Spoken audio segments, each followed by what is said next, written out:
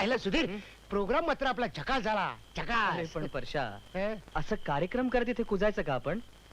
आता नशिबानं जर ठरवलं असेल आपल्याला इथं कुजत ठेवायचं, तर आपण काय करणार? आता हेच बघ ना, इतकं चांगलं लोकनाट्य लिहिलंय तरी सुद्धा बाजार मास्तर म्हणून त्या चबुरावाकडे शिव्या खात राहावं लागतं ना मला. अरे माझं तरी दुसरं काय आहे? माझा काका गाण्याच्या बाबतीत एकदम औरंगजेब आहे. रोज मला शिवांचा खुराक देतो. सरळ नावाची गोष्ट आहे का रे तुझ्यापाशी? नाही काका, काय आहे की मला काल रात्री थोडासा उशीर झाला. मूर्खा, गेले 8-10 दिवस रात्री 2-2, 3-3, 4-4 वाजता येतोय. काल तर आलाच नाहीस. नाही आलो.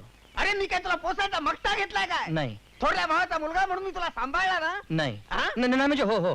अरे एवढा मोठा घोडा झालास, दमडी तरी मिळवायची तुला अक्कल आहे का? या घरातल्या चुलीतलं एक तरी लाकूड तुझं आहे का? नाही. तुला एसएससी केल्यावर टायपिंग शिक म्हणून तुझ्या कानी कपाळे ओरडलो की नाही? ओरडला. पोस्टाच्या बाहेर पेटी घेऊन बैस, लोकांची पत्र मनी ऑर्डर लिहून दे म्हणून कोकललो की नाही? कोकणला. अरे मग काय नाही केलं हे? त्याचं काय काका की तसली कामं मला आवडत नाही. चुप! मला आवडत नाही. मग काय? हमाल लोकांच्या सत्यनारायणाच्या पूजेत गायला नाचायला आवडतं? आपल्या घराण्यात गेल्या 42 पिढ्यात गाणं ऐकायला सुद्धा कोणी गेलेला नाही. त्यात माझा काय अपराध आहे? तोंड वाढ करून बोलू नकोस. या पुढे मला तुला पोचणं अशक्य आहे. माझी ताकद सहनशक्ती संपली. पण काका काय आहे की- बोलायचं नाही. जग तुला मोकळं आहे. नाही जग तर मोकळं म्हणजे या घरातलं तुझं सामान बांधायचं आणि चालायला लागायचं. हो काका, पण मी जायचं कुठे? बास्टात जा, नाही तर गावोगावी नाचगाणं कर. हो काका, पण माझ्याजवळ पैसे नाही येतो. भीक माग, उसने माग, काय वाटेल ते कर, पण माझ्या पुढे आधी काय कर. या घरात तुला आता चहाचाच घोट नाही, पण पाण्याचा घोट सुद्धा मिळायचा नाही.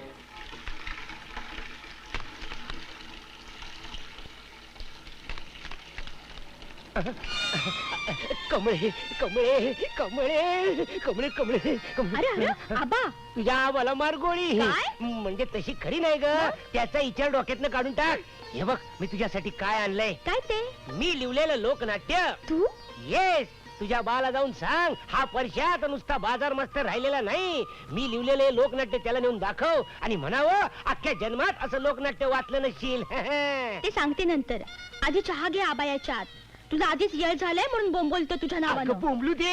असं किती दिवस बोंबलणार आहे त्यो? कमळे. याला कमळे, छान बघू. राम राम मालक, राम राम. वर्षा, तू आता कामाला आलास होय? अरे कामावर यायची ही वेळ झाली होय रे? आज मी तुम्हाला एक धक्का देणार आहे मालक. अरे धक्क्याच्या, खरं तर तुला अगोदर धक्का मारून बाहेर काढायला पाहिजे. का, का, अरे का? बाजार मास्तर म्हणून नेमला तुला, हो ना. तर उन्हा दिसा लागल्यानंतर बाजाराला निघालास होय रे? अरे काय तुझ्या जीवाला लाज आबरू शरम?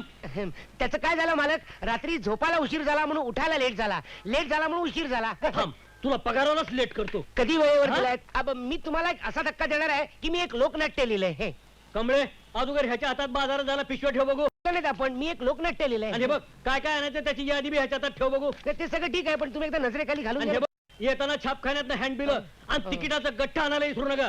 ते मी आणतोच हो, पण जरा प्लीज एकदा लक्ष घालून वाचा ना. हा प्लीज प्लीज प्लीज. त्याचं काय कमळे, तुम्ही- अजी, हे अगोदर खोलीत घाल बघू. सुकाळीच्या देवानं माणसाला हात दिल्यात तसं हाताला काम बी नेमून दिल्यात.